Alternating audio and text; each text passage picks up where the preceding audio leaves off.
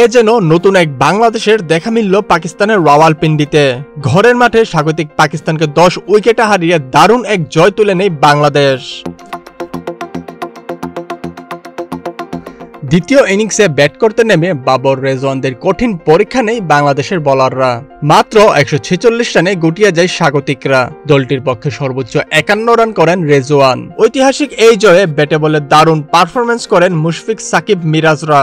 Test ফরম্যাটে পাকিস্তানকে 10 উইকেটে উড়িয়ে সামনের প্রতিপক্ষগুলোকে যেন হুঁশিয়ারি বার্তা দিয়ে রাখলেন শান্ত লিটনরা।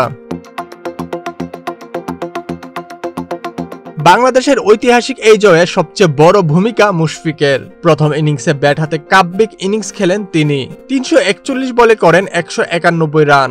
দুর্দান্ত খেলা এই উইকেটরক্ষক ব্যাটার অল্পের জন্য মিস করেন ডাবল সেঞ্চুরি। 191 রানের ইনিংস খেলার মধ্য দিয়ে দ্বিতীয় বাংলাদেশি হিসেবে আন্তর্জাতিক ক্রিকেটে 15,000 রানের মাইলফলক স্পর্শ করেন মুশফিক। 15,192 রান নিয়ে তার সামনে আছেন কেবল তামিম ইকবাল। বল হাতে জ্বলে ওঠেন আলোচনায় থাকা সাকিব। সকল সমালোচনার জবাব যেন এদিন বল হাতেই দেন দেশসেরা অলরাউন্ডার। শিকার করেন 3 উইকেট।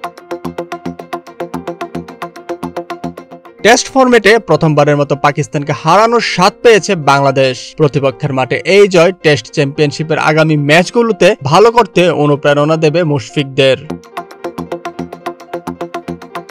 বাংলাদেশের কাছে হেরে প্রথম ইনিংসে 4 উইকেট থাকার পরও ইনিংস ঘোষণা করার আক্ষেপে পড়বে স্বাগতিক পাকিস্তান। টাইগাররা জানান দিয়েছে, নিজেদের সেরাটা দিতে পারলে প্রতিপক্ষের মাঠেও জয়ের সামর্থ্য রাখে তারা। সরকার বদলের পর প্রথম টেস্টে জয় পাওয়া বাংলাদেশ যেন নতুন কিছুরই বার্তা দিচ্ছে।